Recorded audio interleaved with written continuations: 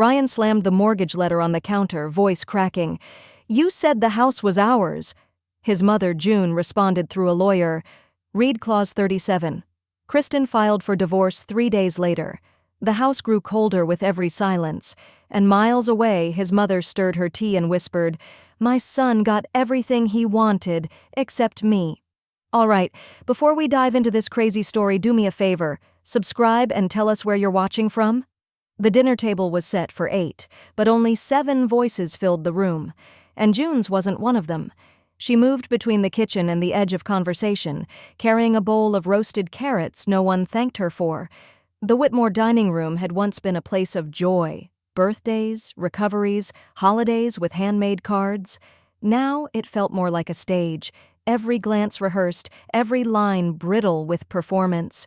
Kristen sat poised at the head, a position she'd claimed effortlessly over the past year, as if by marriage she'd inherited authority. Ryan, seated beside her, cut his chicken with the absent-minded energy of someone already gearing up for the next passive complaint. "I'm just saying," he said too casually, "when you're told to rest and someone hovers constantly, it's kind of counterproductive." Kristen tilted her wine glass without drinking. A cousin down the table raised an eyebrow. "Wait, are you saying the miscarriage was because someone hovered?"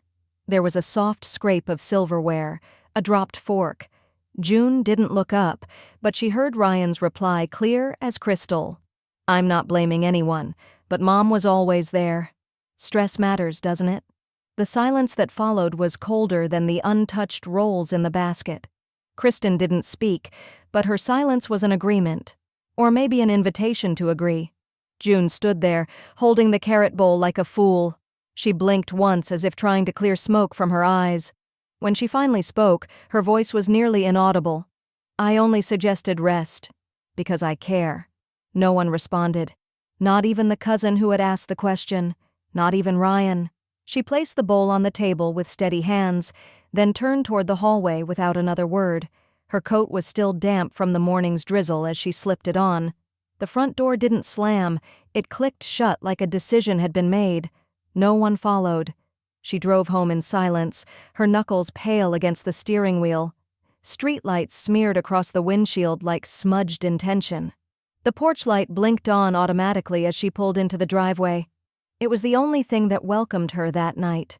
Inside, June moved through the living room like someone navigating memory.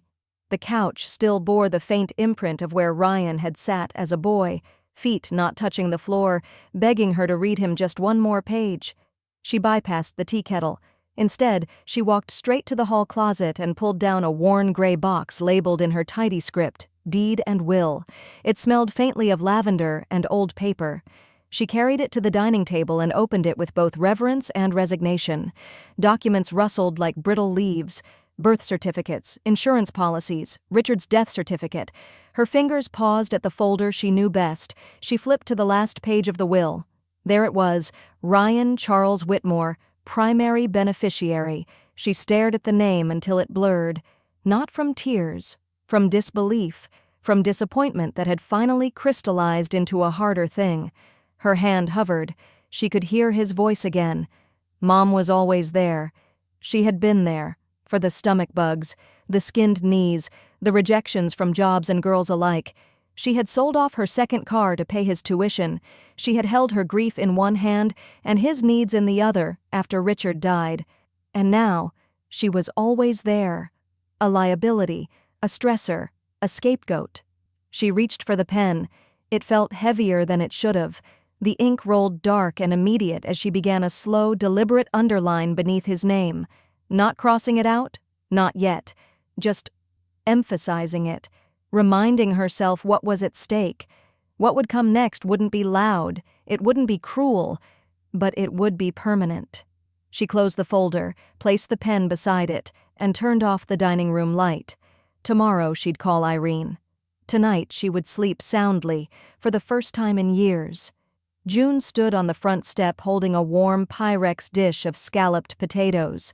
She'd added extra Gruyere, the way Ryan used to like it in high school, before he started thinking anything she did was too much. Kristen answered the door, arms crossed over a navy sweater dress that didn't look like it wanted company. "Oh," Kristen said. No smile, no movement to take the dish. June lifted it slightly. "Thought you might not be up for cooking. Just a little comfort food." Kristen stepped aside wordlessly. The house smelled sterile, like lemon cleaner, and something synthetic. June caught a glimpse of the living room, cushions fluffed too precisely, all color stripped out like joy had been bleached on purpose. Ryan walked in from the kitchen, phone in hand. "Mom, didn't know you were coming by?" "I texted yesterday," she said gently. "You didn't answer." "I've been managing things." June nodded. "Of course, I didn't want anything. Just thought I'd drop this off and say hello." Kristen had already retreated to the kitchen, fiddling with silverware she clearly didn't need to use. She hadn't made eye contact once. June set the dish on the counter. The silence settled thick, like fog on a field after harvest. Ryan leaned against the archway. "You know, sometimes your timing is not helpful." June blinked. "I'm sorry?" He sighed. "Look, I know you're trying, but it's not always about you. Kristen needs space. We both do." There it was, the phrase, "it's not about you," delivered with the hollow sincerity of someone who hadn't noticed he was the center of every room. June nodded once. "Right." She stepped to the counter, reached for the Pyrex. "Then I won't impose." Ryan looked confused. "What are you doing?" She didn't answer, just retrieved the dish, placed the foil back on top, and turned to leave. The potatoes were still warm. At the door, she paused, letting her eyes trace the shape of him. Her son, taller now, broader, but with a face that had grown slack with defensiveness, not age. She wanted, just for a moment, to reach out and touch his cheek like she used to when he had nightmares. She didn't. Back home, she set the dish on the stove and made herself a cup of tea. She didn't eat, just sat at the kitchen table, staring at the steam until it disappeared. Later that night, she climbed the attic ladder and opened the cedar trunk marked Ryan, grade school. The letters were still there, dozens, construction paper folded in half, crayon scribbled "I love yous and thank you moms." One note read, "Sorry I was mean. You make things better just by being here." Another, written at age 11, ended with, "If I'm ever rich, I'll buy you a cabin with books and a porch swing and nobody will bother us." She held that one the longest. Then, before bed, she checked her phone one last time. Kristen had posted something new, a filtered photo of a sunbeam across their living room rug. Caption, "Thankful for the people who show up, and only them." June stared at the words. They weren't subtle. They weren't meant to be. Her thumb hovered over the screen. First, she unfollowed Kristen. Then, after a pause long enough to feel the weight of the decision, she deleted Ryan. Not blocked, not erased, just gone, like a name scratched gently out of a recipe book, still readable but no longer useful. The silence in her house that night wasn't painful. It was clean. And in her dreams, the porch swing finally stopped creaking. The legal office smelled faintly of lemon polish and printer toner, sterile but familiar, like decisions made in triplicate. June sat at the long walnut conference table, her hands folded neatly in her lap, a legal pad resting untouched in front of her. Her lawyer, Irene Lowell, was reviewing the documents with a quiet efficiency born of decades in estate law. "Are you sure you want to do it this way?" Irene asked, not for the first time. June didn't flinch.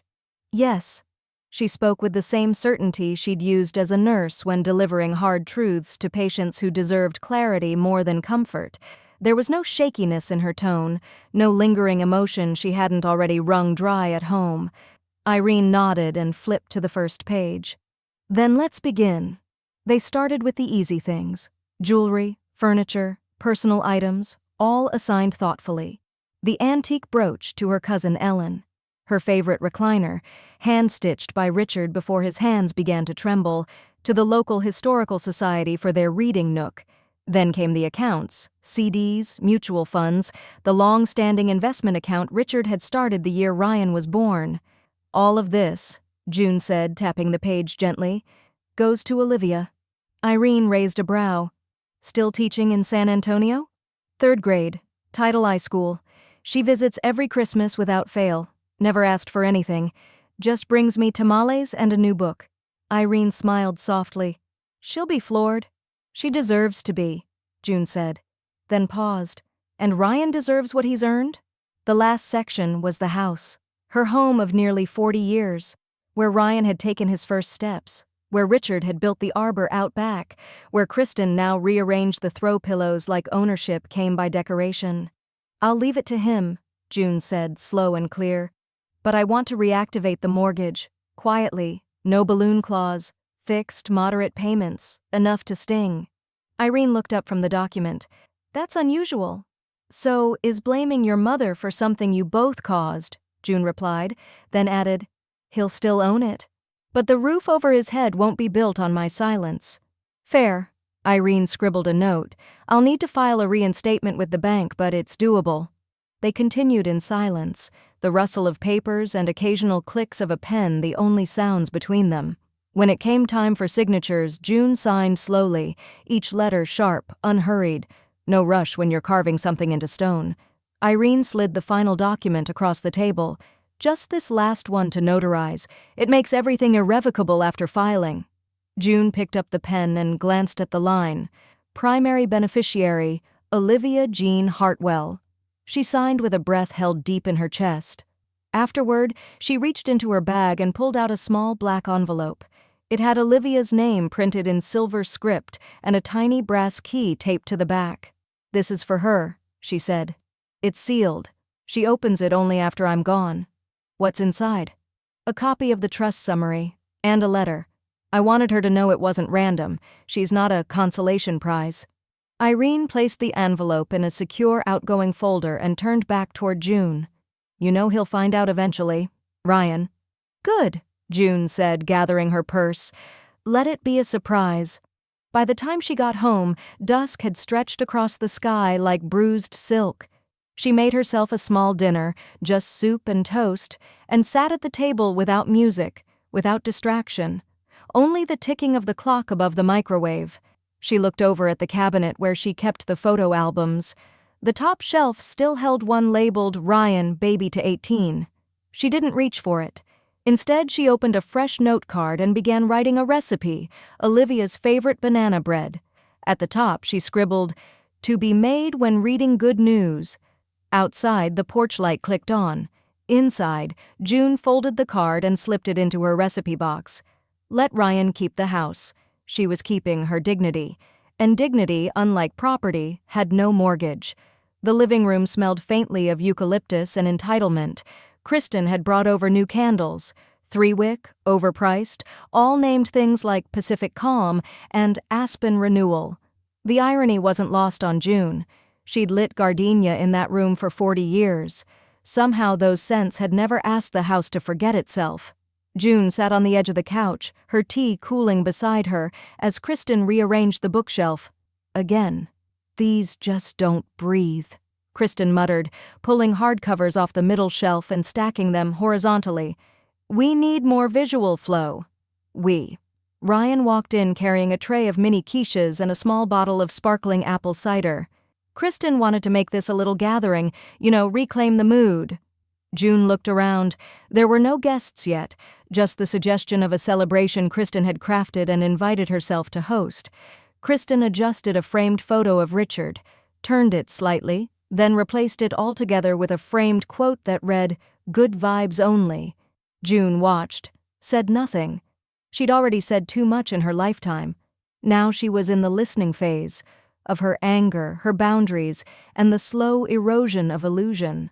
Kristen floated into the dining room next. I'm going to rework the centerpiece, that pot you like. Too heavy for the energy I'm building. Don't break it, June said evenly. Kristen didn't answer, just hummed to herself. That evening, the guests arrived. Cousins, friends from Kristen's yoga group, a coworker of Ryan's who couldn't remember if he'd met June before. They filled her house like it was a rental, smiling politely, placing drinks wherever they pleased, opening drawers to find napkins without asking. June stood quietly in the hallway, watching Kristen give the tour. Her voice echoed with performative pride. "And this'll probably be the guest room when the time comes," she said, nudging open the door to June's master bedroom with a casualness that made something tighten at the back of June's throat. Ryan followed close behind, wine glass in hand. "Yeah, Mom's been saying she might downsize eventually." Then, turning to the others with a grin, he added, "Don't worry, we'll put her in the nice guest room when this is ours." The laughter wasn't cruel, but it wasn't kind either. June stood at the foot of the stairs and met his eyes across the room. She didn't blink, she didn't flinch, she simply held the stare until the grin faltered, just slightly. She turned away before he could speak. That night, after the last car had pulled away and Kristen had gone upstairs muttering about exfoliation, June made herself a cup of warm milk and sat at the kitchen island. She wrote 2 emails. The first to her insurance provider, requesting an immediate update to her policy, with Olivia listed as the sole beneficiary. The second to her estate manager, confirming the removal of access codes previously assigned to shared residents. Then, in silence, she walked to the hallway drawer near the front door, the one Kristen insisted on calling the Household Command Center. She opened it, rifled past loose pens, expired coupons, and a dog collar from a pet long past, and found it. The last spare house key with a blue tag labeled Ryan plus K. June held it in her palm for a long time. The metal felt colder than usual. Then she walked to the kitchen trash, opened the lid, and dropped it in, wrapped in the remains of Kristen's centerpiece, which had cracked after all. The next morning, Ryan knocked on her door. "Hey, have you seen—" June turned from the sink, drying a coffee mug. "Check the drawer," she said. "Might be there." He did. She heard it, the rustle, the empty sound of things no longer where they'd always been. There was no confrontation, only a quiet, like something had been locked without slamming shut. Upstairs, Kristen played her meditation playlist on low volume. In June's study, the documents remained untouched in their folder, final, binding, silent. But every detail was in motion now, and June had made the first move. The game, she realized, was no longer about losing. It was about not playing by their rules at all. The jewelry box had been in the back of her closet for years, nestled behind out-of-season sweaters and a pair of boots she hadn't worn since Richard's funeral. June carried it to the kitchen table in the early quiet of morning, the hour when the house still remembered it belonged to her.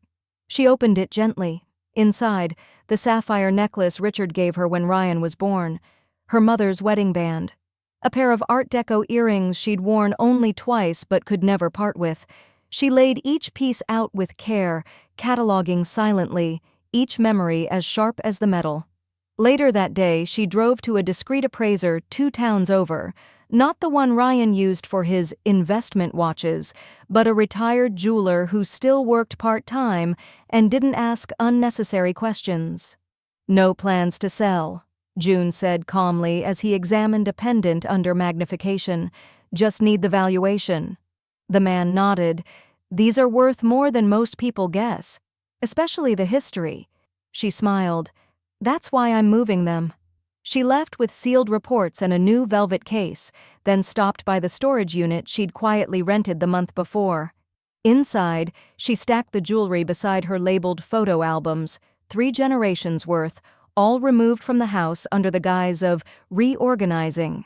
The trunk of heirloom quilts, the brass candlesticks from Richard's parents' first Thanksgiving, all gone from the shelves at home, all safe. She made no announcements, no farewells, she just reclaimed what was hers. The next morning, Ryan called. "Hey, quick question. What's going on with the lake cabin? Kristen and I were thinking it'd be great to go up for a weekend, maybe do some repairs and—" "It's closed right now," June said smoothly. "Drainage issue. You wouldn't like it." "Oh, okay, but it's still in the family, right?" She paused just long enough to make the air shift. "Of course," she said, then changed the subject. "How's the weather over there?" He didn't press.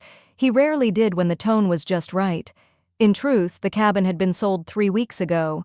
June had used the funds to start the Whitmore Educational Trust, seeded generously and earmarked for scholarships to support first-generation teachers and nurses. Olivia had cried on the phone when June told her, but kept the promise to say nothing. That afternoon, Kristen posted a TikTok. June only knew because Irene sent her a link with the subject line, "Don't laugh too hard." She clicked it. The video opened with a pan of June's living room, over-filtered and overclaimed. Kristen's voice chimed in, "We're manifesting our next chapter. New energy, new control, new us. Watch this space, babes." The camera zoomed in on a wall calendar where Kristen had scribbled, "Mom's shift out," across the August block in pink marker. June bookmarked the video, labeled it, "Ego, documented." That night, she posted a listing on a private donation network, vintage upright piano, 1950s rosewood. Needs love, deserves music, preference to local schools or community centers. It was the same piano Ryan had practiced on as a child when he still liked the idea of becoming someone creative. He hadn't touched it in years. When he noticed the listing, he scoffed. "You're giving that thing away? It's kind of childish, isn't it?" June had smiled, folding laundry with deliberate calm. "So was imagining you'd ever play it again." She didn't wait for a reply. 2 days later, a local charter school picked it up. The music teacher left a thank you note. June tacked it to the fridge. By Friday, the final paperwork had cleared. Irene called. "It's done. Everything but the house. Liquid accounts, assets, valuables. They're all now protected under the Education Trust or assigned to named recipients. No family overlap." June exhaled without smiling. "Good. You know this will set off firework." "I'm not the one who lit the fuse," she said.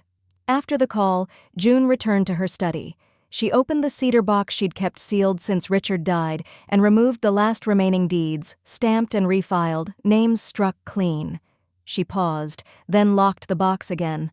Upstairs, Kristen rearranged art. Downstairs, Ryan flipped through mail, unaware of the avalanche already moving beneath his feet. The house creaked once, an old groan in the floorboard, like a warning, and somewhere in June's mind, she began counting backward. The morning had the uneasy stillness of a house holding its breath. June stood at the kitchen sink rinsing blueberries when she heard Kristen pad in barefoot, her phone already in hand, scrolling. "Morning," June said, soft but direct. Kristen didn't look up. June dried her hands, folded the towel and turned to face her. "Can I ask you something?" Kristen's scrolling slowed. She looked up just enough to suggest tolerance, not interest. "Sure." June studied her daughter-in-law's face. There was no grief there, no exhaustion, just a curated blankness. "When it happened," June said, "the miscarriage. Did I do something that made it worse?" "Truly?" Kristen blinked.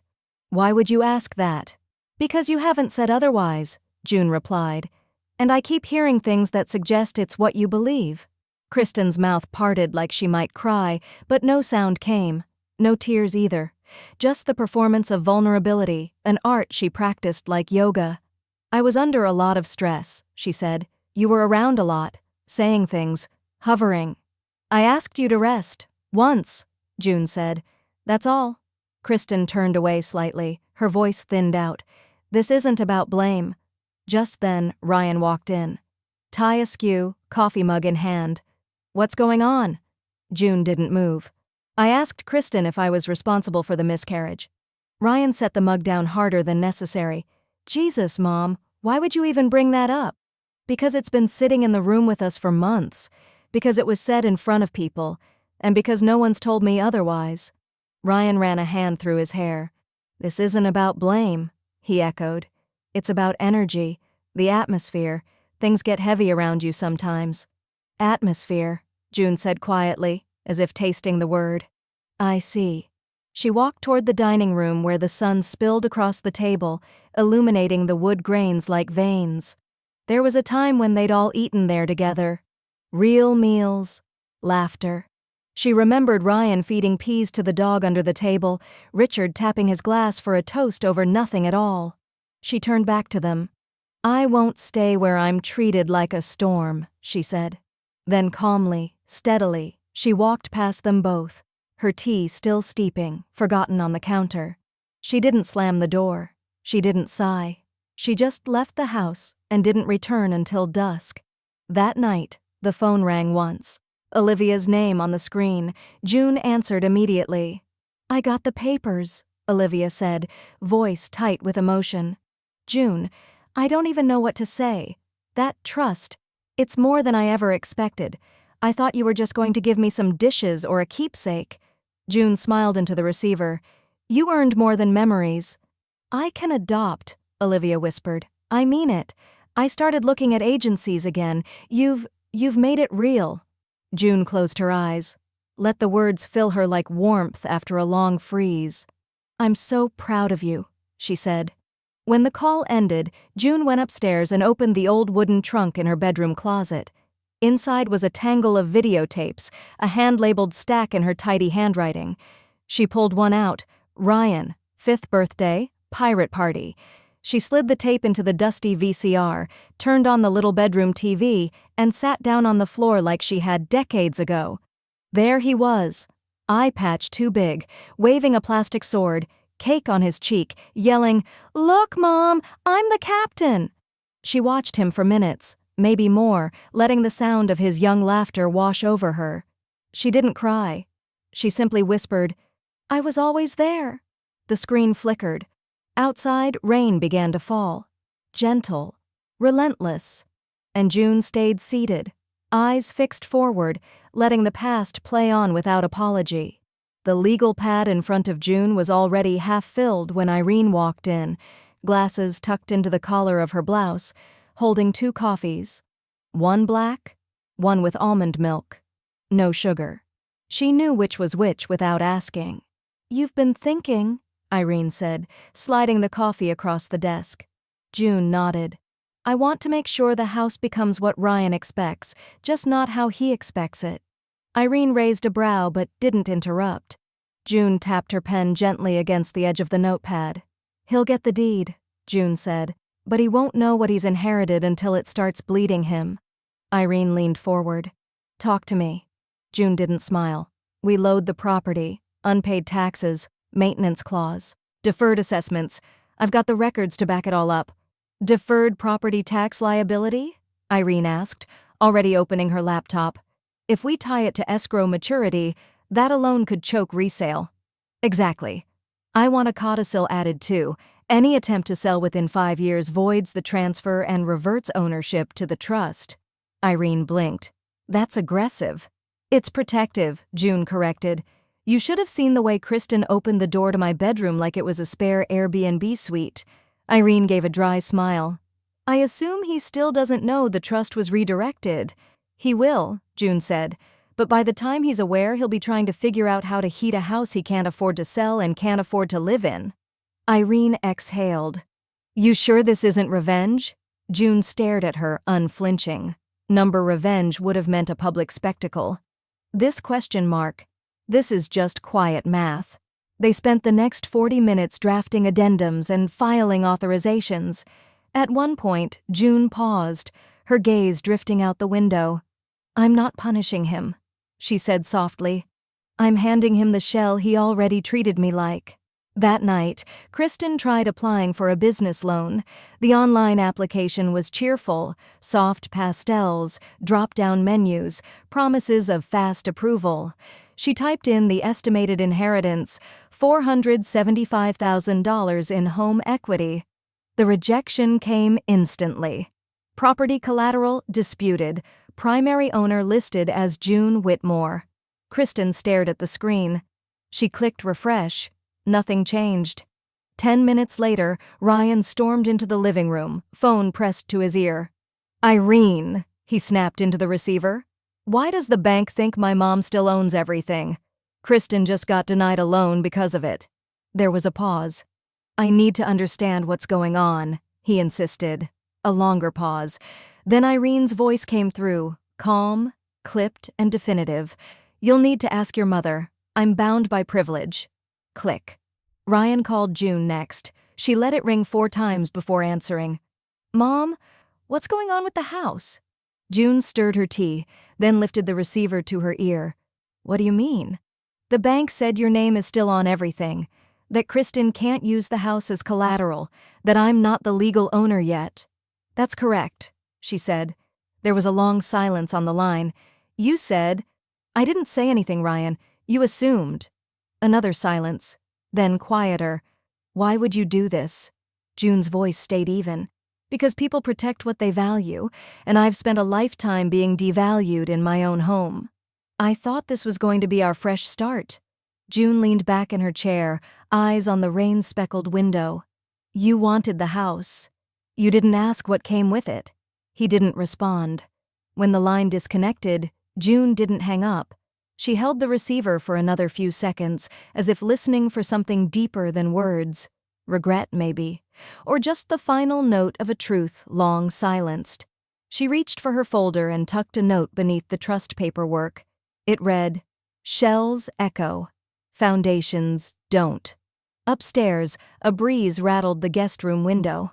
One of Kristen's eucalyptus candles had cracked from the cold, and downstairs the heating system groaned to life, expensive, aging, and utterly his problem now.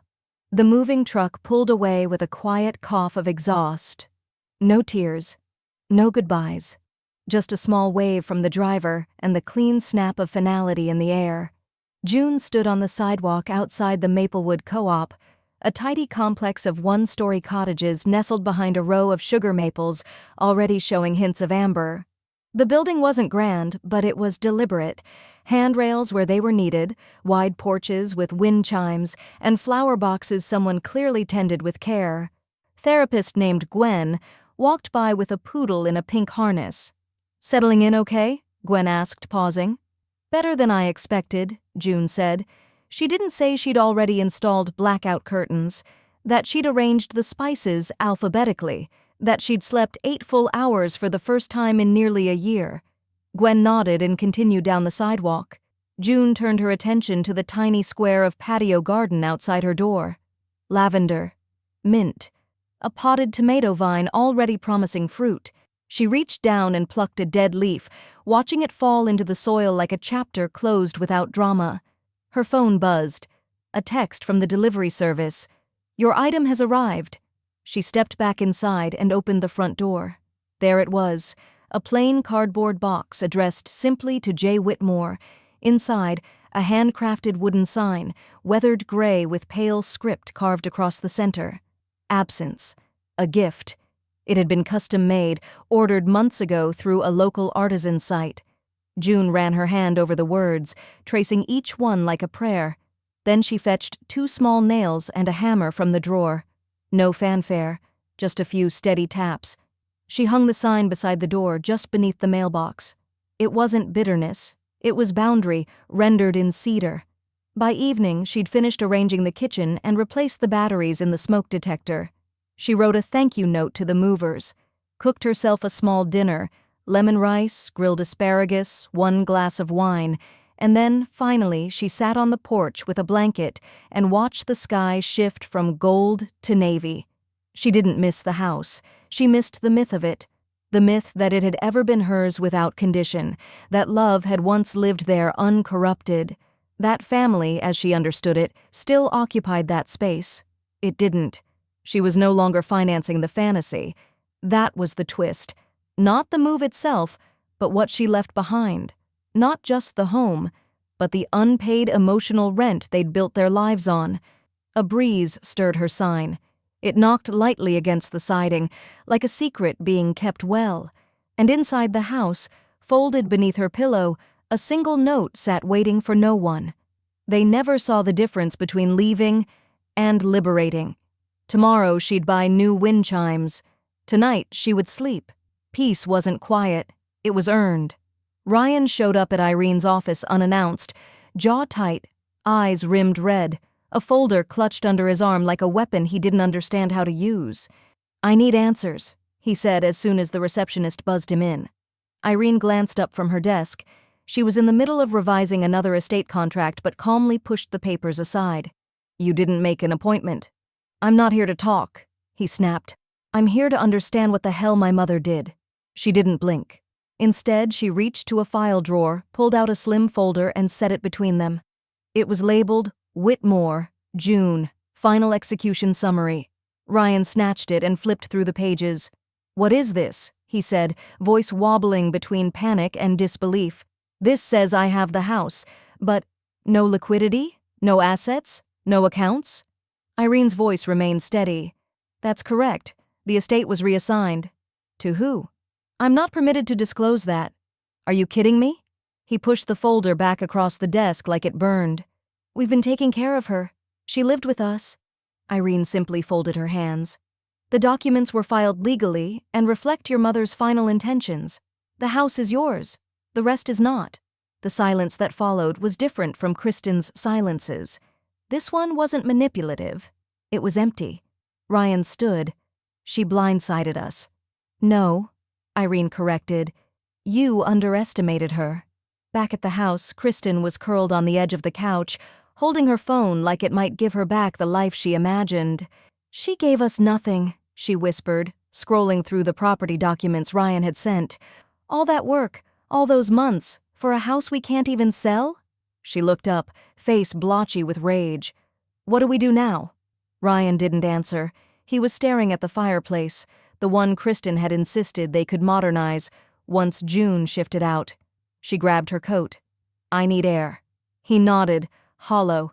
She didn't slam the door, but her absence left a sharper sound than any noise she could have made. That evening, Ryan tried calling June. Once, twice, then again. It rang until voicemail.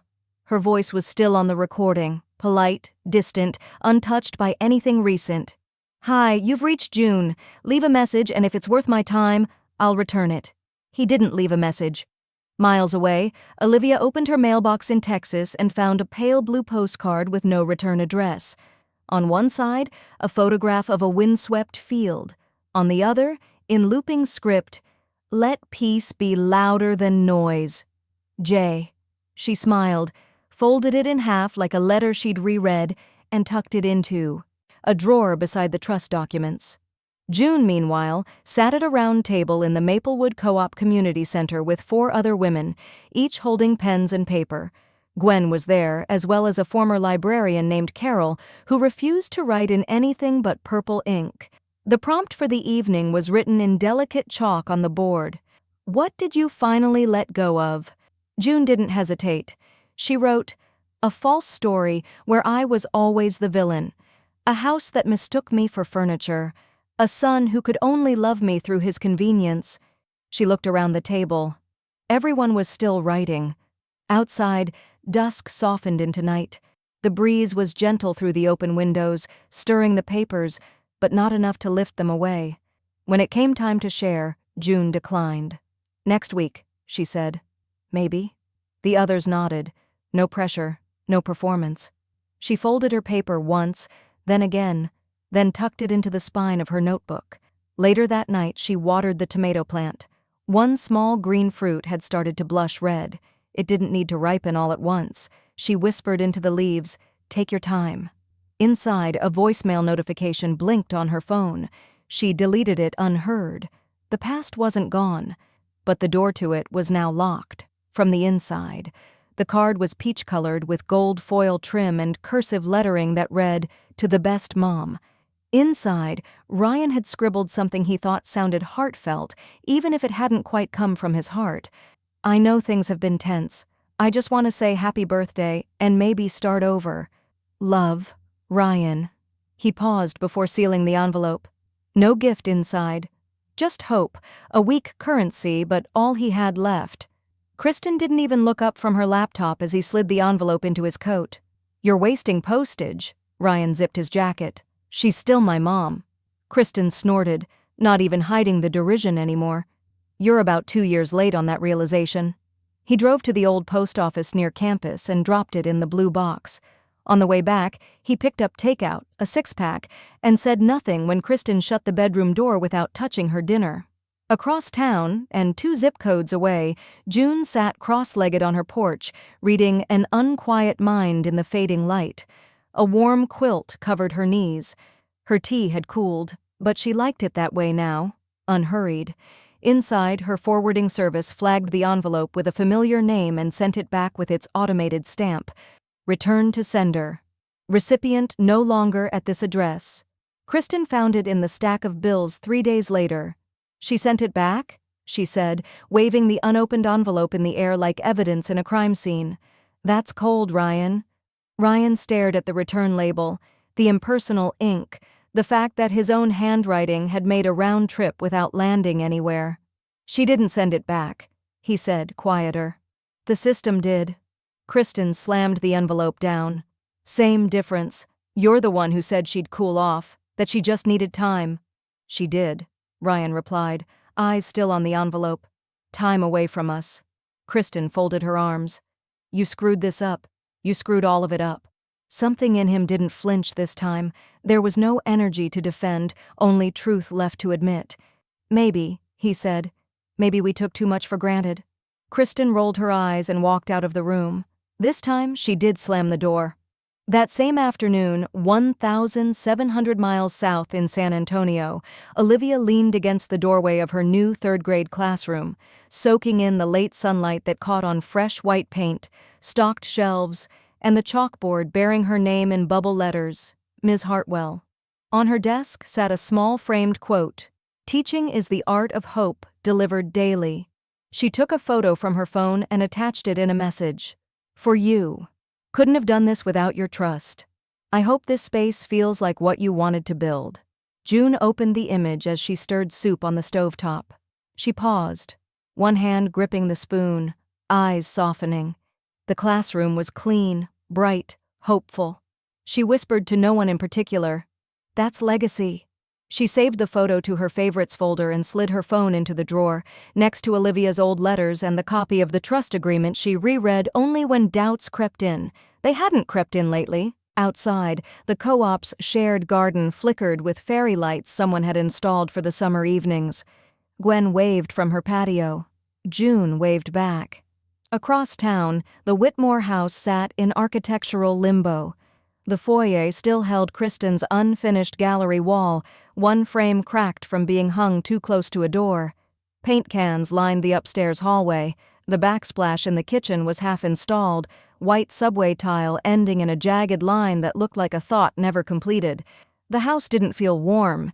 It felt paused, like it was waiting for someone to ask it the right question. Back at Maplewood, June added a final log to the fireplace and sat with a pen over her memoir circle notebook. This week's prompt: when did silence become your friend? She didn't write an answer just yet, but she underlined the question twice and smiled. Not every gift came wrapped. Some came unopened, returned, and still understood. The mortgage notice arrived on a Monday. Thin envelope, government seal, zero fanfare. Ryan opened it standing barefoot in the kitchen, still wearing last night's hoodie, the smell of reheated coffee thick in the air. He skimmed the page once. Then again. It didn't change. $1,922.64 due next month. Mortgage reinstated. Escrow adjustment included. His hands trembled slightly as he flipped the page. Payment schedule, tax reassessment details, line after line of legal clarity he couldn't argue with. June's name still sat neatly at the top of the originating paperwork, grandfathered in like a ghost holding a pen. Kristen walked in just as he sank into a chair. "What is it now?" He handed her the letter. She didn't sit. "You told me the house was free and clear," she said slowly, like each word required traction. "I didn't know," he replied, barely above a whisper. "You didn't know," she repeated. "You didn't know your own mother remortgaged this place and made you the one stuck holding the pen?" Ryan ran a hand through his hair, staring at the backsplash. "She never said—" Kristen slammed the letter on the counter.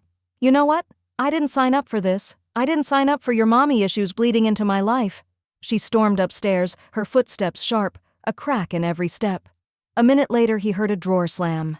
Then silence. Across town, at the Maplewood Co-op, June sat at her small kitchen table, sipping oolong from her favorite blue mug. The window beside her was open just enough to let in the garden breeze. A notification buzzed on her phone. Bank of Eastway. Cosigner request pending. She didn't need to open it to know. Ryan was appealing the property tax reassessment, hoping she'd endorse a new loan to restructure it, trying to lean on her one last time without having to speak. She deleted the email without reading further, then muted the number. The next day, Olivia arrived with a Tupperware full of cinnamon walnut cookies and a bottle of lavender lemonade. She knocked gently, the way people do when they know they're already welcome. June opened the door and smiled. "You read my mind." They sat on the porch as the late afternoon drifted in, soft and golden, casting long shadows and settling the world into a hush.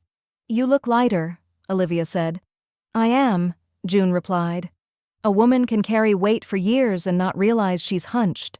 They talked about her classroom, the funny things third graders say, how the tomato plant on June's patio had started bearing fruit faster than expected. Then Olivia grew quiet. "Do you miss him?" June's pause was gentle. "I grieved him while he was alive." Olivia looked over. "That's the hardest thing," June continued, voice calm but firm. "Letting go of someone while they still have the nerve to breathe like they never broke you." Olivia nodded, reaching for another cookie. Later that evening, Kristen stood in the master bedroom, suitcase open, blazer sleeves rolled to the elbows. She wasn't crying. There wasn't time for theatrics now, just logistics. Ryan stood in the doorway, exhausted. "Where are you going?" Kristen didn't look up. "To my sister's for now, but I already filed." He froze. "You what?" "Divorce," she said flatly. "Irreconcilable financial deceit." He stared at her, uncomprehending. "You mean me?" "I mean your name on every broken promise, every unpaid truth. You let her outmaneuver us, Ryan. You let her win." She zipped the suitcase. The sound was final. Across town, June folded laundry. Her hands moved methodically, precise. She didn't know the details yet, but something in the air told her Kristen had made her final move. She stepped onto the porch, looked up at the stars, and breathed in a silence she hadn't earned cheaply. Inside, her phone buzzed once. New email subject line, "Notice of marital dissolution, Ryan Whitmore and Kristen Feldman." She read it once, then smiled, not because it was over, but because it had finally begun. The part where consequences came home to roost, and she didn't even have to lift a finger. The call block authorization was signed before noon. June sat in Irene's office, sipping chamomile while Irene typed up the directive, formal estate documentation prohibiting further contact from Ryan Whitmore via all known numbers. Irene didn't ask why. She didn't need to. It had been a long time coming, and the silence June requested now wasn't absence. It was policy. "There's still voicemail access," Irene reminded her gently. "You can change that too." June shook her head. "Let him talk to the ether. Sometimes people need to hear themselves echo." Back at the co-op, she returned home with a grocery bag swinging from her wrist. Eggs, thyme, a new hardback from the little bookstore that offered a senior discount without announcing it. She'd barely finished putting away the groceries when the voicemail pinged. One new message. She stared at the screen, finger hovering, then tapped. Ryan's voice crackled through, smaller now, like it had been pushed through too many tunnels. "Hi, Mom. A pause. Breath. "I just wanted to say, I'm sorry, I don't even know what for exactly. Everything? Maybe. You were right about more than I can admit. About Kristen.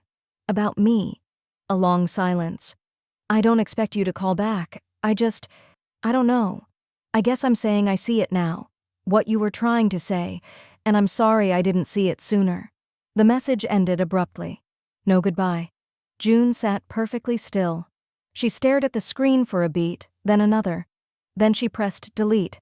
That night, she went to her first book club meeting. They were reading The Salt Path, and everyone brought something for the table. June brought lemon bars dusted in powdered sugar. Carol brought coffee in a thermos. Gwen brought a paperback so marked with notes it looked like a manuscript in progress. The conversation was warm, generous. Nobody overshared, nobody cried for applause. Afterward, Gwen squeezed June's hand. "You fit here," she said. "I know," June replied. 2 weeks later, she began volunteering at the Maplewood Community Clinic, 2 mornings a week, mostly administrative support and helping translate medical instructions into patient-friendly English. She filed paperwork with a steadiness that felt familiar, her old life reshaped into something that didn't hurt to carry. Sometimes she stayed late to chat with the receptionist, Margie, who had 1,000 stories and a laugh that sounded like someone thumping a tambourine. She never brought up her family, not once. One Saturday morning, June opened her lockbox, the one she kept in her bedroom closet behind the recipe binder and extra quilt batting. From it, she pulled out a flat white envelope, already addressed, already sealed. On the front, in her looping script, "For Irene, to be opened only if he truly changes." Inside, a brief letter and an unsigned check, not blank but not active either. A key was taped to the corner. One last option, not for redemption, not for return, just for if. She stared at the envelope for a long while, then added a post-it to the corner. This is unlikely to be needed. She drove it to Irene's office herself. "Lock it with the others," June said, sliding it across the desk. Irene raised an eyebrow. "You think he might—" "No," June interrupted, "but hope without boundaries is just masochism." Irene gave a small, quiet nod and tucked the envelope into the fireproof drawer where the things that mattered most were kept. Not for display, but for precision. That night, June lit a candle in her living room. The one she liked, vanilla and cedarwood. Nothing trendy, nothing named after moods. She made herself a simple dinner. Roasted squash, wild rice, a drizzle of maple syrup, and afterward she stepped out onto the porch. The tomato plant was done for the season. She clipped the last ripe fruit and placed it on her kitchen counter, not to eat, just to admire what patience could grow. Back at the Whitmore house, Ryan stared at a half-empty closet, a mortgage bill he couldn't refinance, and a mailbox that no longer gave him anything but ads. There was no response, no forwarding number, and for the first time in his life, the silence didn't feel passive, it felt earned. The for sale sign went up on a quiet Thursday morning. Ryan watched the realtor's assistant hammer it into the front lawn, the metal stakes biting into the last green patch that hadn't died under his care. He'd cleared the leaves, sprayed the weeds, even restaged the foyer with the hope of disguising disrepair as charm. "This place has potential," the realtor had said cautiously, noting the unfinished tile and cracked window panes. Ryan didn't care. He just wanted out. 2 days later, the listing vanished. Not marked sold, removed. His phone rang before he could call the agency. "There's a problem with the deed," the realtor said. "Clause 37, resale conditions. You didn't mention your mother placed a time lock on the transfer." Ryan's heart sank. "What?" "She added a codicil. If the house is sold within 5 years of the transfer, it reverts to the trust. That means you don't own anything." "Not really." "Not yet." Ryan barely remembered the closing meeting. He'd skimmed what he could understand, signed what he thought was inevitable. June hadn't been there in person. She'd let the documents speak for her.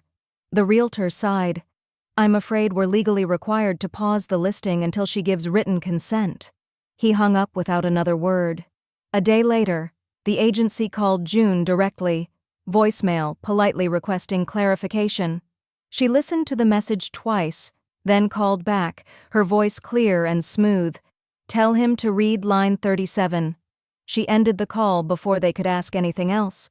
That afternoon, Kristen's divorce attorney left 3 increasingly firm messages for Irene. The third was testy. "We believe June Whitmore's financial withholding has directly impacted our client's settlement terms. We expect transparency." Irene forwarded it straight to her paralegal with a sticky note that read, "Decline to engage. We're not their wallet." She never responded. At the co-op, June sat at her kitchen table in front of an open notebook. The candle beside her flickered low. She wore her glasses low on her nose and a cardigan that smelled faintly of lavender and soap. The page was titled, "If This Is It, Reflections by June E. Whitmore." No dramatics, no poetry, just simple, graceful truth. "I made mistakes. I stayed too long in certain rooms, gave too many second chances, and spent years trying to earn what I already deserved. But I loved honestly, even when it cost me. If you're reading this, I hope you're kinder than they were, and braver than I became. At least until the end." She printed the final copy at the community center the next morning and sealed it in an envelope labeled, for Olivia, when needed. Then, as if nothing needed to change, she moved on. Later that week, Irene called with good news. The trust matured. June blinked. Already? 2 new recipients, first-generation healthcare students, one in St. Louis, the other in Portland. She smiled slowly, warmly. Send them my best. 3 days later, a letter arrived in June's mailbox. Handwritten, careful cursive on lined paper. Dear Ms. Whitmore, my name is Cassandra Lee. I'm in my final year of nursing school. I received your scholarship this semester, and I wanted you to know what it's meant to me. I used to believe I had to carry everything alone, grief, failure, fear. But now, I carry your name too, and every time I help a patient, I'll know it's part of your legacy. June read the letter twice, then folded it and tucked it next to Olivia's classroom photo in her desk drawer. She didn't need to frame it. Some things weren't for display. They were just for remembering. That night, she sat under the porch light with her journal open in her lap, the stars scattered above like permissions she no longer needed to ask for. Back at the Whitmore house, the for sale sign lay crooked on the porch, knocked over by wind or maybe resignation. Inside, Ryan sat alone, rereading paperwork he still couldn't decipher. Line 37 glared back at him like prophecy. Across town, June took a sip of wine and underlined a new prompt in her memoir notebook. When did freedom stop feeling like loss? She didn't answer. Not yet. But this time the pen didn't hesitate in her hand. The living room in Ryan's house was too quiet for a Saturday. No podcast humming from the kitchen speaker. No clatter of Kristen redecorating rage into the walls. Just the slow drip of a leaking faucet and the hollow scrape of Ryan's thumb against the edge of his beer label. He hadn't turned on the lights. Across from him, Olivia sat on the edge of the couch, laptop balanced on her knees. She was in town for a conference and had offered to stop by, uncharacteristically hesitant. Ryan had said yes too fast. She tapped at the keyboard, then clicked into a call. I need to check in with June, she said almost casually. She's been helping me with some school forms. Ryan stiffened slightly. She's not mad you're still talking to me? She's not keeping lists, Olivia said, but she's keeping peace. The screen blinked. Then June appeared. Sunlight framed her in soft gold. Her hair was loosely pinned back, a pale blue sweater over her shoulders. She looked older, but not in the way that meant weaker. It was grace, not erosion. She was seated on her porch, the same wood grain behind her that Ryan remembered from his childhood, but calmer now. Private. Hi, June, Olivia said brightly. June smiled. You're glowing. That's either confidence or caffeine. Both, Olivia laughed. I got the position. Next semester I'm officially on faculty. June's eyes lit up. Then it begins, the part where you give what no one gave you. They talked lightly. Course loads, a funny moment in the student union, a shared recipe for cinnamon tea. June's voice was smooth, slow, like she didn't need to rush and why thing anymore, like her time finally belonged to her. Ryan didn't speak, but he didn't leave either. Eventually, June glanced beyond the screen, her eyes catching something. She saw him, and she didn't say a word. No greeting, no coldness either. Just a pause. A look, not angry or soft, just exact, like she was cataloging the truth of him. Ryan straightened slightly. She held his gaze for no more than 3 seconds. Then she looked away, back to Olivia. Olivia gave a small nod, wrapping up. Thank you again. I wouldn't have made it without you. June smiled. You made it because you believed you could. I was just the wind at your back. The screen went dark. Olivia closed the laptop gently and didn't speak right away. She sipped from her water bottle, glanced at the muted television, then at Ryan, whose face had not moved. Finally, he whispered it, like it hurt to say, She still looks like my mom. Olivia turned toward him. She is your mom. He let out a dry laugh that didn't rise past his throat. You think she'll ever talk to me again? She doesn't owe you that, Olivia said softly. Forgiveness isn't a guarantee. And silence. It doesn't mean she's undecided. She's punishing me. No, she said, she's protecting herself. Ryan swallowed hard. But I'm trying now. Trying, Olivia said, isn't the same as repair. He didn't answer. Kristen's voice came back to him suddenly, phantom and sharp. You screwed it all up. But it was quieter now, like static from another room. Ryan stood and walked to the window. Outside, the yard was dying again, patchy and brown, the porch steps still half-painted. She's freer without us, he said. Olivia nodded. That's what healing looks like. He nodded too, but more slowly, like someone agreeing to a truth they didn't yet understand. Later, after Olivia left, Ryan sat alone and replayed the 3-second moment when June had seen him, really seen him. She hadn't looked away in disgust or pain. She'd just looked, and it had said everything. Back at the co-op, June deleted the video call notification from her log. Then she added a new note to her memoir notebook. Some silences are walls, some are wings, and the best ones are mirrors. She closed the book without writing more. Some reflections didn't need narration. They just needed to be seen. The furnace wheezed as if reluctant to try again. Ryan tapped the thermostat, but the numbers blinked stubbornly, low and dropping. He wrapped a blanket around his shoulders and stared at the blinking cursor on his laptop. A new password was required for his online banking login. He couldn't remember the old one. In the kitchen, a single pot sat unwashed in the sink. Mail piled on the counter, property tax notices, insurance letters, a divorce mediation follow-up from Kristen's attorney. The house echoed with half-finished things, half-painted walls, half-packed boxes, half-formed apologies that had nowhere to go. The official decree came in the mail 2 days later. Kristen's name had reverted on paper faster than she'd changed it in public. The settlement awarded her nothing but the contents of the guest room closet and a single line of bitterness tucked into the petition. Pattern of financial deception rooted in generational dysfunction.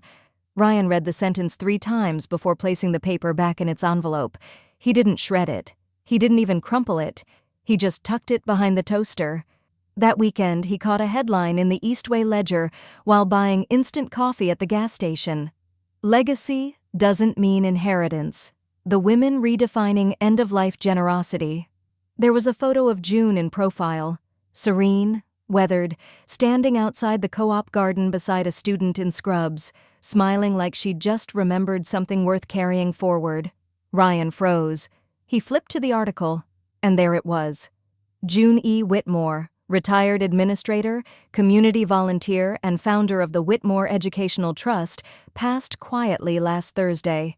She was known for her handwritten letters, unwavering boundaries, and her belief that value is created, not assumed.